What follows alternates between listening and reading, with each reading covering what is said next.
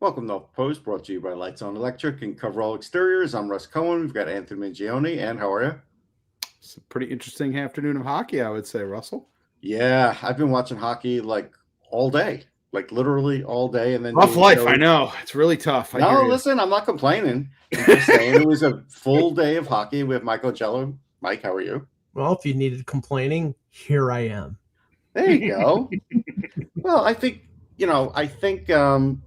we should talk about the number one story, the feel-good story, the Cinderella story, where Canada was up against it, and it didn't look good for the Maple Leaf until Mitch Marner decided, I'm going to try the first backhand of my career. I'm going to do the first backhand of my career, at least one I've ever seen of him, and he scores the big goal, and he is the number one guy. He is the savior. He is the reason the hockey program can continue. Michael Jello, your thoughts? My thoughts is what's a good word for him? No, I won't use that here because we want to maintain our non-X rating. Yes, Michael. Well, I said this on the other podcast that I did this afternoon. I said, I know a way to neutralize Mitch Marner. Just send him a blue and white jersey, because when he wears that, he's a choke artist. When it's an organization that paid him $70 million over the last 9 years, he doesn't show up. Now, he made the pass to McDavid and won the Four Nations.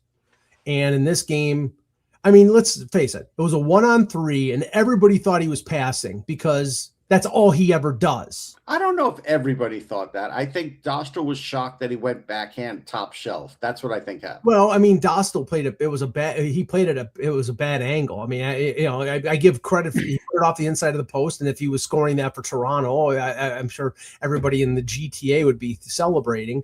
I'm sure most people who are Leaf fans are saying, where was this when we played Florida?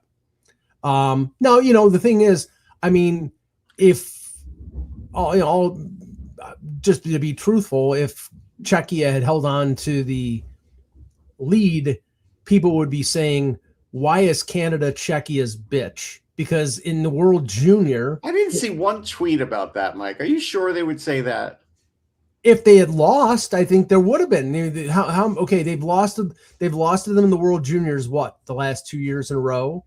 Uh-huh. Now they would have lost. Maybe Czechia is just getting better at hockey. Is that not a possibility? Maybe stylistically they match up well with. I mean, let's Canada is the much more talented team, no doubt. I do think it's funny that the Czech coach came out after the game and was railing on the officials being one-sided and missing. Yeah. And when they have a video of the Czech players in the defensive zone before the Palat goal, and there was 6 players on the ice, 2 players just coming off of it, so there were 8 players on the ice. A lot of emotions are running high, though. That's the thing. Yeah, I look at that, and when I see that happens, and if I'm expecting, I don't know, logical, calm reason, it ain't gonna happen when you're coming home without a medal. Like, we have to just understand this is different hockey. The rules are different.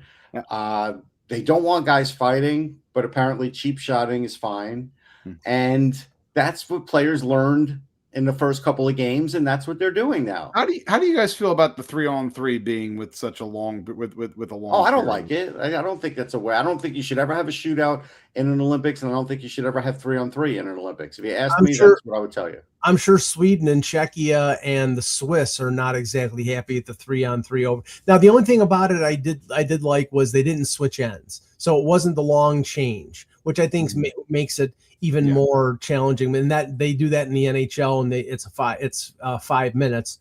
At least they get to regather themselves on a shorter change, and that's fine. But yeah, no, I mean, honestly, if Canada or the U.S. loses the gold medal game in a 3-on-3 overtime, the loser is going to be pissy. Oh yeah, there's no doubt. I mean, they set the rules for the tournament. They all wanted to play it, and this is kind of where things are. So, but also for Canada, I think we should talk about Jordan Binnington, because if people are still like surprised that, hey, he's not great sometimes in the regular season, but how does he do it in these big games? Because he's a big game goalie. Like there's just some goalies that do that. Yeah. He's a psycho. Okay. First of all, he's a big game goalie. Second of all, the team he's playing for right now, let's be honest, they suck. The St. Louis Blues. Oh yeah, they do. No, they're bad. They're terrible. So the fact that he's got an 870 save percentage or whatever the hell he is, well, who cares? That team that had this ridiculous run to get into the playoffs at the end of the season last year, and brought the President's Trophy winning Winnipeg Jets to Game 7 overtime, and won it for Canada in the overtime of the Four Nations. Anybody who's questioning, and especially after the save that he made on Natchez. Oh my God, that was the save of the tournament. That was the save of the tournament. Great play by Devin Taves. Of course, the Czech coach was yelling that should have been a penalty or a penalty shot. Great former Islander, I agree. Yeah, 2 second-round picks, but I mean, Taves did the right thing in terms of not making it available for Natchez to be able to shoot forehand. He had to go backhand. Yeah. Binnington knew that, and he limited the opportunity. Yeah. But yeah, I mean, he makes the big save. Now, does that mean they're going to win the gold medal? No, I mean, nothing's guaranteed. And there were 2 big saves he made. This is it for. I mean, you have to remember, this is it for Jordan Binnington. Unless, when I say this is it, I mean for this year. This is the high point for him. Unless say there's a shock trade that happens and he ends up going to a contender. Which I don't think I'm not getting that feeling that's going to. Yeah, but you never know. A tournament performance like this sometimes might shade a general manager to say, "Hey, we get into a playoff series. I'd rather have the battle tested Binnington in net than maybe my current option." Yeah, sure. I mean that could happen, and so we acknowledge that. But Canada's got a problem though, because we saw the Sidney Crosby injury, and he's going to get they'll give out an answer on him tomorrow. I was curious because a lot of times with Olympics, things are far away. Actually, I looked online, there was an imaging place close, but the next one was an hour and a half away. Because Europe, not everything's close. But they did do this right, and they had a place close. So I'm sure they already know the results. I don't think he's playing next game, guys. Yeah, I think what's going to happen here is, because I mean, I'm no doctor. I just watched the injury. I watched the hit. I mean, it looked like his leg folded up underneath him. Yeah, there's a still photo that really showed something that we really didn't get to see, like on the third cheap shot, that the way his knee was bent. Yeah. Okay, not on the third one where the 2 players hit him, but the Gudis hit where he fell backward. That was the one that looked like that was the one that hurt him. But he was still skating around. And then he got up and he was still moving at that point. Right. Yeah. Right. I mean, it could have been delayed reaction. But I'm just saying that I would bet that he doesn't play against Finland, and that he probably ends up being like the 13th forward. If he can walk, he'll do a Willis Reed, and he'll sit on he'll do what Hedman did today, which was sit on the bench. Although that wasn't planned. Apparently he hurt himself in the pregame. Yeah, we'll talk about that. I hadn't thought on that. But I will say what happened to Crosby was the Malachi crunch. And if you know, you know. Oh my God. Do you know what that is, Anthony? No. It's from Happy Days. Yeah, Mike knows. Yeah. The Malachi brothers. It's a whole thing. Go look it up. Yeah. Where's Pinky Tescadero? Yeah. But at any rate, word for it.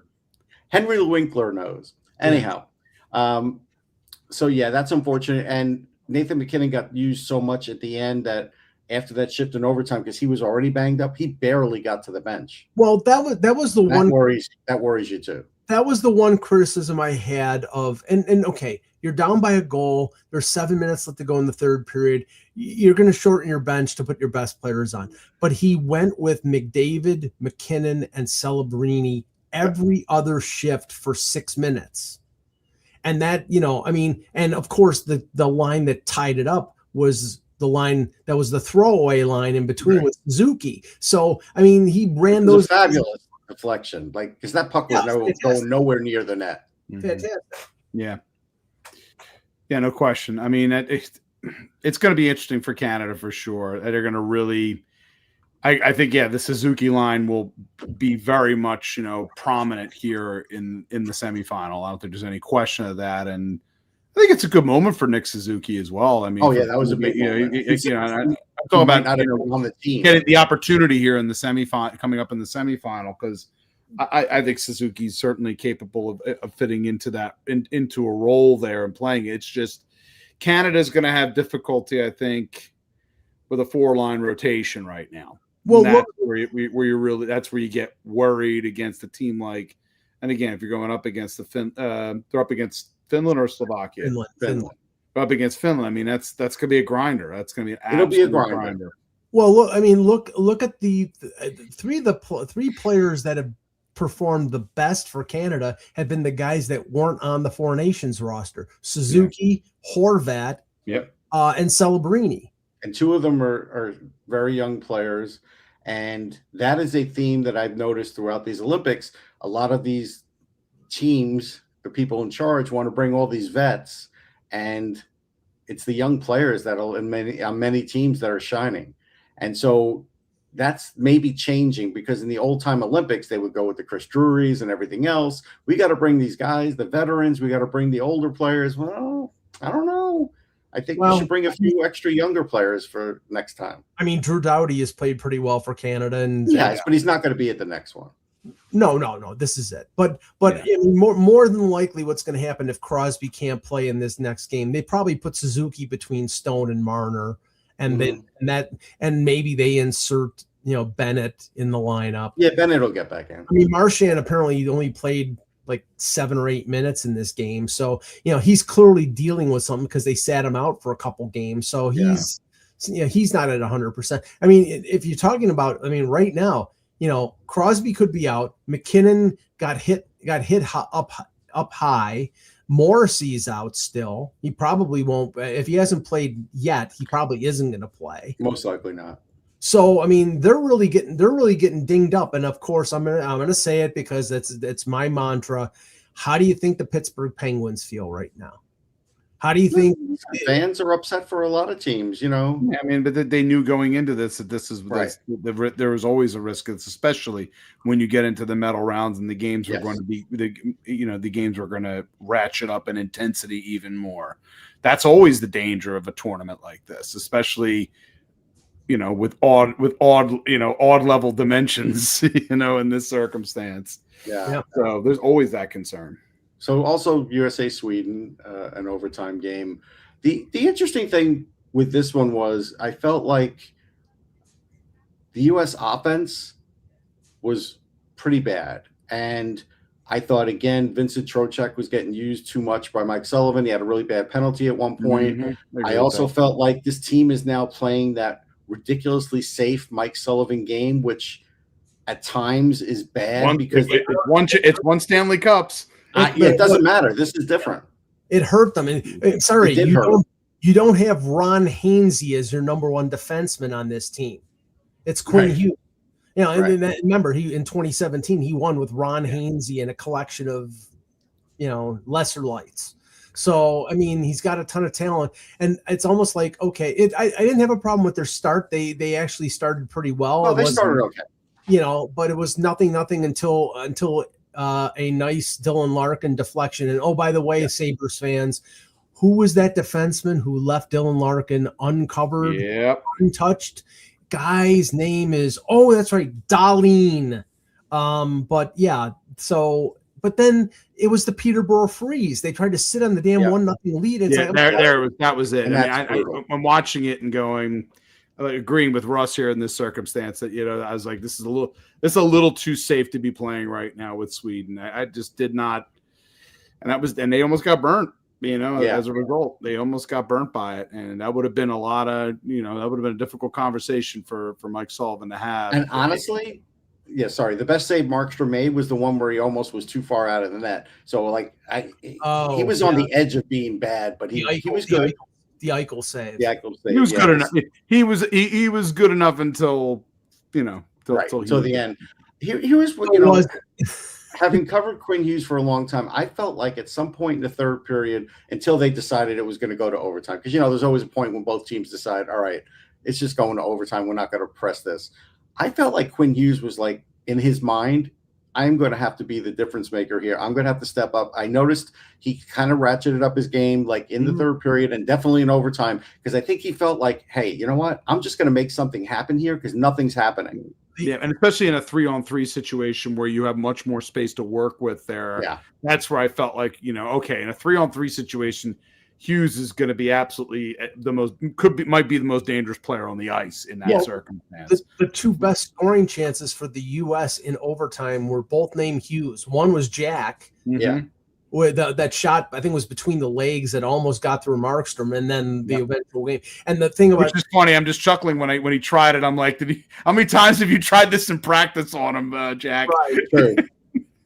and the funny thing was that Eddie, I think it was Eddie Olczyk or Boucher on the broadcast was like, Sullivan wanted to take Hughes off the ice, and he waved him off and said, "No, I'm okay." And then later in the shift, he scores the game-winning goal. Yeah. Listen, Hughes is like a coach, and I'm glad they listened to him, because this guy is smarter than most guys on the ice, and he saw things opening up. Like when you saw that great lateral movement he's gotten, he was sort of like into the zone and kind of moving all the chess pieces around. You knew something was coming, right? You could tell something good was happening. Yeah, for sure. So again, it's a starring moment for Quinn Hughes. So that's great. I mean, if you're a Vancouver fan, obviously you're like missing that. But I also have to say this. It's like I think the best tandem in this tournament has been Quinn Hughes and McAvoy. And McAvoy, I think that's right. I concur with that. McAvoy, people don't recognize the loss that in the Four Nations when McAvoy went out, and how much it affected the American defense.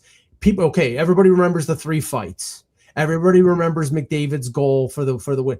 Nobody remembers McAvoy laying out McDavid with a check along the boards. Oh yeah. And up to that point, that was the biggest moment in that game, because right afterward, I think the U.S. scored and they won that first game against Canada. I mean, McAvoy, he laid out Eriksson, Ek, and like 2 or 3 other guys. Yeah, but they were going after him too, pretty good. They were going after him, but he was giving it as much as he was getting. But the next game is going to be super physical. Charlie is like, the best way I can describe Charlie is he's like we all talked about Torrey Krug back in the day. I see a very similar sort of game to engage anybody, but even more skilled. But he's bigger. He's bigger than. No, I'm just saying in terms of the combativeness of Charlie McAvoy. That's Torrey Krug.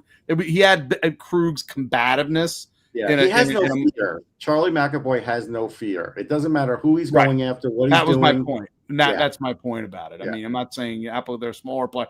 Krug had to do it because he would have survived in this league, whereas McAvoy does it because, well, screw it, I'm going to do it. He just likes doing it. That's just the kind of player he is. Now, are we going to touch on the other 2 games quickly, or? Yeah, I mean, what I wanted to also get in with the Hedman thing first is, so I saw that, I don't know if it was in the first period, at some point I saw Hedman kind of like pushing down on his stick and grimacing, and I felt like he was testing whether it was his foot, ankle, whatever was going wrong with him, and he grimaced. And so I did post online when people were asking about him. I said, I think they're either saving him or he's hurt, because I feel like I saw him grimacing on the bench. So, yeah, it's not shocking that happened. I mean, warm-ups can be dangerous. Like we saw it happen to Rasmus Ristolainen, stepping on a puck. You just don't know, or running into, or when you run, or Travis Konechny running into somebody. Right. Running into a linesman at the start of warm-up. You just don't know. Go ahead, Mike. You can lead. The Slovakia Germany game. The one thing, it's like all 4 teams that had a day of rest won. Mm-hmm. It was like all the 4. Sweden wasn't tired. That's not why they lost. No, but it's just a note that everybody who had the extra who weren't in the bottom. Well, the only reason I say that is because Tkachuk did get interviewed in between periods, Matthew, and he talked about maybe trying to tire them out.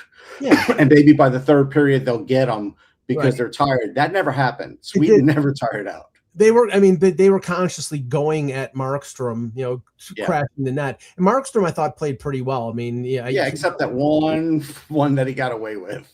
Right. Yeah. But he did. In Slovakia, Germany, I mean, the German coach should be held to. I mean, I understand they're not a deep roster, but 2 games in a row, you played. It's Edmonton Oilers disease. You played Draisaitl 28 minutes. Now and they were hitting him like crazy. You were losing. You had to play him, but why were you playing him 23 or 24 minutes against France? That's what I mean. It's like you should have balanced. And it wasn't just him. 4 players played over 20 minutes. Stützle, Paterka, Seider, and Draisaitl against France. Draisaitl's hands started to look better. He started to shoot again. He scored a goal. Come on, Mike. They weren't. There was no way they were going down in that border war. You know that. Surprised you didn't use the quote, is Mike. Fun? I mean, come on. No, Mike, you didn't use the Matthew Tkachuk quote with Draisaitl. You're losing your touch. Oh, the bridesmaid, never the bride. Yeah, I thought you were going to go into that. I loved it. People got themselves so worked up over that, and I'm just like, I laughed. Matt knows what he's doing, and the word was that I think Draisaitl laughed at him when he did it. Of course he did. He's like that's just because that's Tkachuk. That's what he's gonna do. It's called chirps, guys. If you watch freaking Shoresy enough, you'll figure that out. Yeah, it's just a chirp. And of course, Draisaitl laughed at that. But I mean, had Switzerland won and Switzerland plays. Well, I want to say one more thing about Germany. Did you actually watch that full game? I picked that up like middle of the second period. Slovakia, Germany? Yeah, because it started at 6:10. Were you up at 6:10 watching it? No, it started at 8 o'clock. 8:10. I thought that was a 6:10. I was working, dudes. So yeah, I don't know. No, it was earlier than 8. It was earlier. But anyhow, I picked it up in progress. I did. Sorry, spoiler alert, everybody. I didn't watch that one. You're Sorry. entitled. Have a job. So do we, Anthony. That makes one of us. but Switzerland, I mean, for those who want, Finland is going to be a much tougher out for Canada than Switzerland would have been, especially because they have some offense. They have some offense, and they have NHL players, and Romy Yossi's really good, and JJ Moser has really come into his own. Yeah, Moser's really coming to his own this year, that's for sure. But Lindell and Heiskanen and Mikkola and Ristolainen. Yeah, but their offense has been almost non-existent too. I know. I mean, I don't get it. Rantanen's been mortal. Mikko Rantanen has been absent without leave. Yeah. I mean, they started the tournament with him not playing that many minutes to begin with, and it makes me wonder a little bit whether or not Mikko's nursing something. He's there because you don't turn down playing for country in the Olympics. But it makes me wonder a little bit. I'd have to look and see if there's anything with Rantanen that going into the Olympics. You have to look that up and see it. But I don't think there was. There was nothing reported. But you wonder maybe something happened in the first game and they've been reticent to give him a ton of ice time. Yeah. I don't know what it is. Maybe the coach doesn't like him. The funny thing is, if you I don't know. If you look at the matchups here, it's like, okay, I think. What, am I breaking up again? Yeah, you're a little fuzzy. You get fuzzy. Yeah, you got a little fuzzy. We can hear you, but it's like it's delayed. Hold on. It's that good Buffalo internet Mike's got. Mike's turning into it's like it's some how is it now? Japanese, and it's gonna be in subtitles soon. It's behind. It's behind. We can see it, but yeah, you're okay. It's just pixelated a little bit. How is it now? Okay. All right. Well, anyway, so I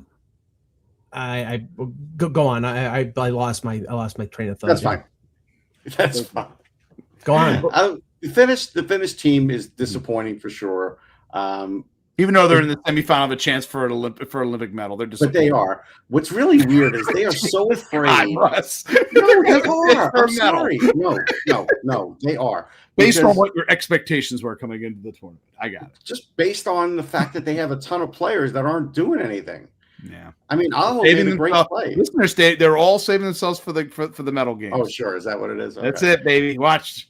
But I do want to say, until they tied up that game, and they were down 2-0 for a long time, Anthony. Like that, if the Swiss could provide any more offense or a third goal, Finland wouldn't even be advancing. But they couldn't. Yeah. They just weren't able to, and they got good goaltending, the Swiss. But the Finnish coaches like hid their fist bump. It was like.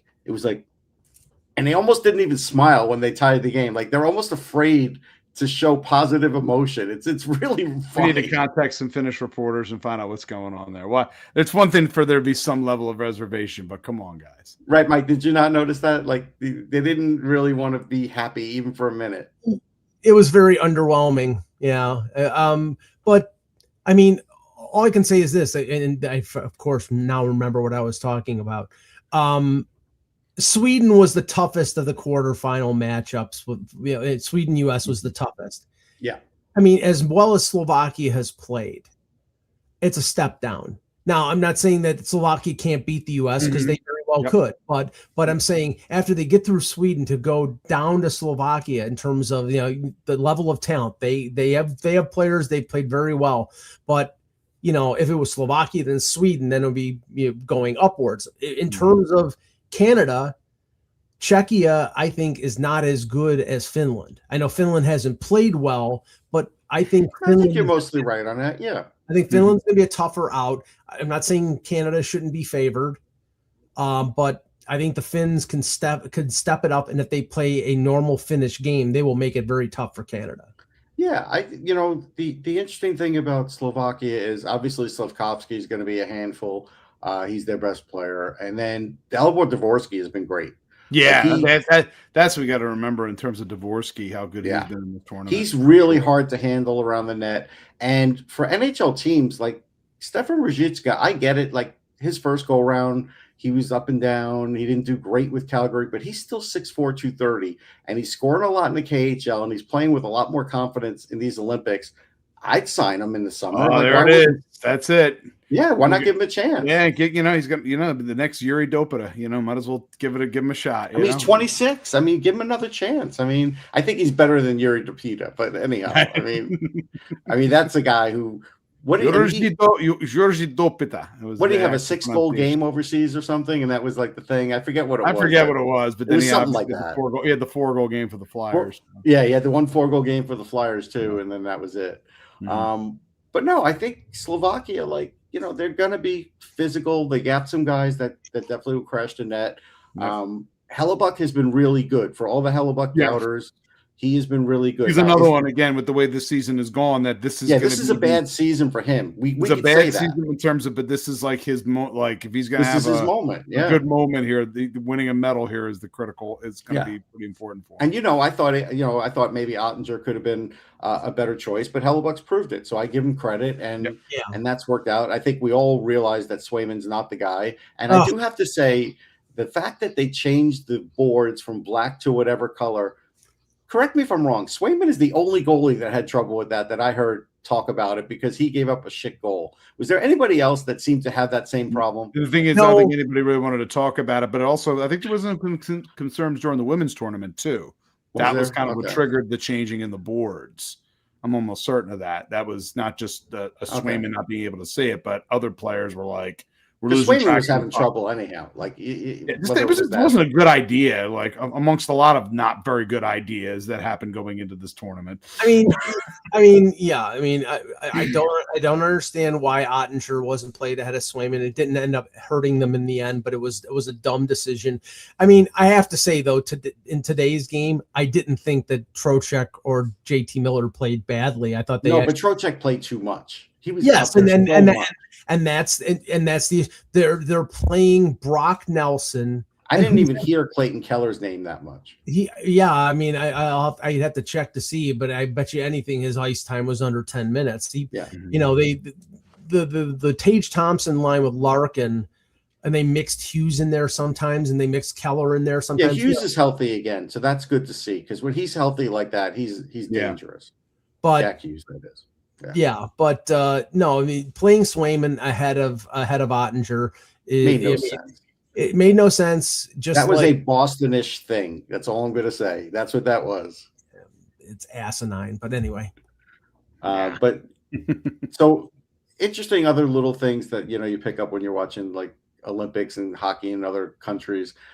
The weirdest song that I heard played today was they played Reveille, like it was like Captain Pomander on F Troop. Like they played that in between periods, and I'm like, Reveille, like I thought that was a U.S. Army thing. I never thought it would translate overseas.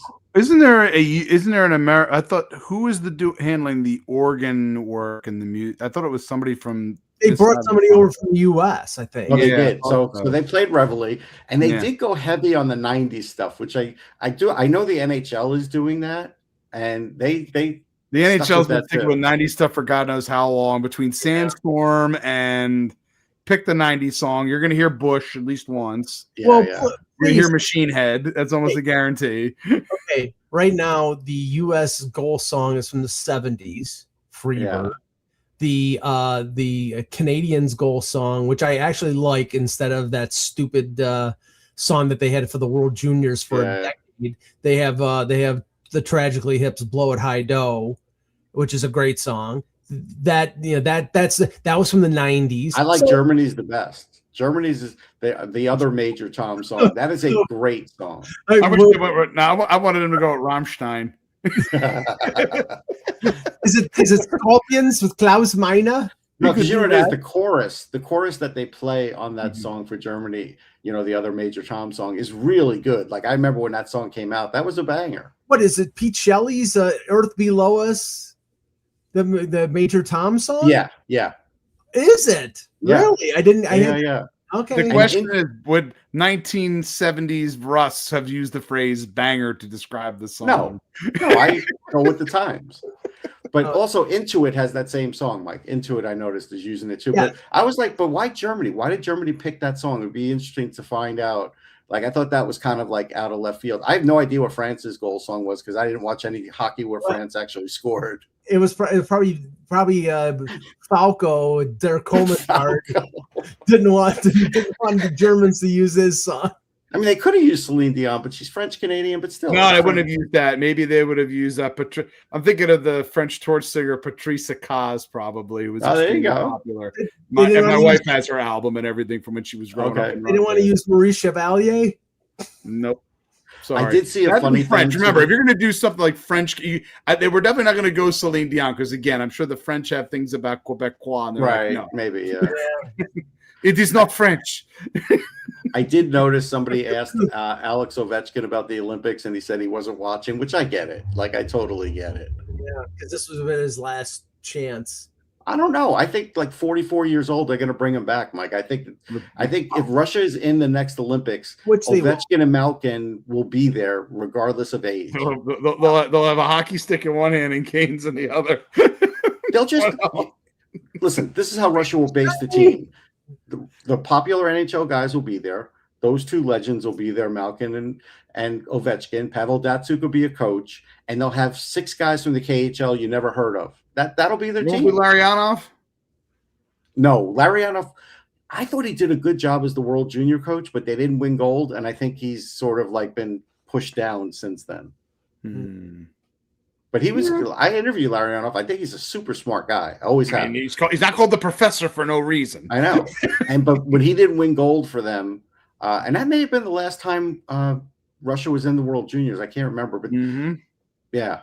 So I don't think he's high in the pecking order now. But they're talking about next year's U18s, the Russian team, getting back in there, and that would probably be the start of it. That's what it seems like. Guess we'll see. But I get it. But I think Ovechkin will be there. I think Crosby will be there too. I have news for you. At 42, I think he'll be there.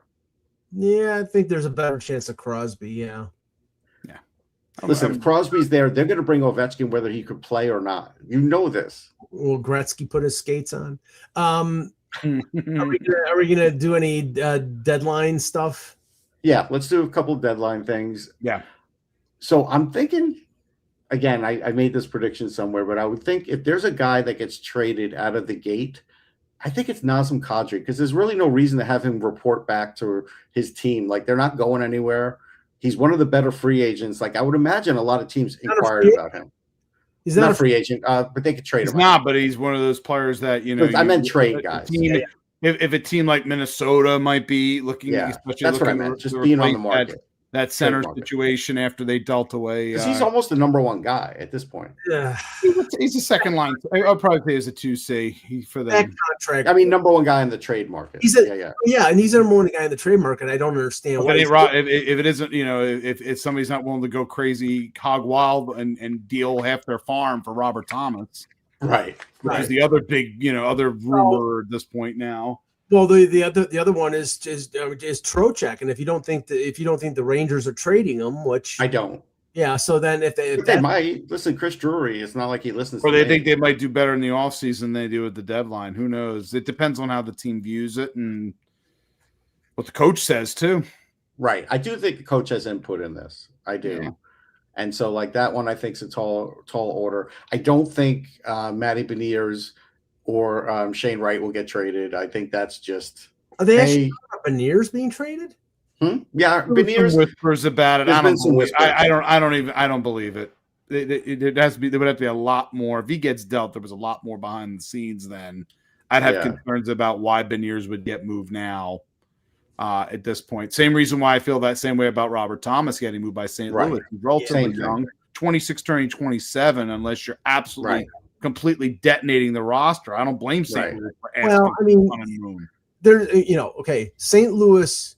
They always talk a good game, meaning they float everybody out there. But so are they going to trade Thomas or Kyrou? Probably not. Kyrou, I think there's a possibility. Kyrou's a better chance. Kyrou, I think there's a possibility. I could see Kyrou. But it's a team that extended Cam Fowler, so it's not like they're trying to get younger immediately. No, but if they're trading somebody, they're trading Braden Shen. They're trading Justin Falk. Yeah, Shen might get traded. Yeah. Toronto. No, I'm just kidding. Luke Shen will get traded. Yes. The thing that's interesting is, again, connected to the Olympics, is LA is in a battle for a Western Conference wild card spot, and they lose Fiala for the year. Yeah. Does that mean they're going to go out and make a trade? I mean, a lot of people are. Well, they lost. The injury is, I think the word was 6 to 8 weeks. Regular season for sure. And then it's over. Then they reevaluate starting in the postseason. Yeah, they could reevaluate him for the next season. They're not making the playoffs. Right. But does that mean that Ken Holland goes out and dips his toe in the Bobby McMahon sweepstakes? He'll do something because it's getting close to the end for Ken Holland. So he will do something drastic. Maybe he signs that great free agent Jeff Skinner, who got him. No, nobody's signing. He did get him for free right now. Right, that's what I'm saying. He could sign him as a free agent for nothing. You see him as a player who's going to be a difference maker for a team. But But I do think that. I mean, I don't know whether Toronto. I mean, this is the thing. And I said this on Sunday. There is the counter rumor now with Toronto. Well, we're only 6 points out of a playoff spot. Mm-hmm. So it's like, we're gonna see where we're at. Come on, please. You've got 4 teams in between you and the 3 teams. Yeah, I know. It's ridiculous. What you're trying to do is drive up the price for the guys that you have, and that's the right thing to do. I mean, Oliver Ekman-Larsson, when the Swedish coach actually friggin' played him, looked pretty damn good. Yeah. So I mean, if you're trading him, which I think you're trading him over Brandon Carlo, you could get yourself a pretty decent return. And I do think they're trading Bobby McMahon. I would not be surprised if they trade Bobby McMahon before the first game, because they can't risk him getting hurt and then losing out on what they could potentially get for him.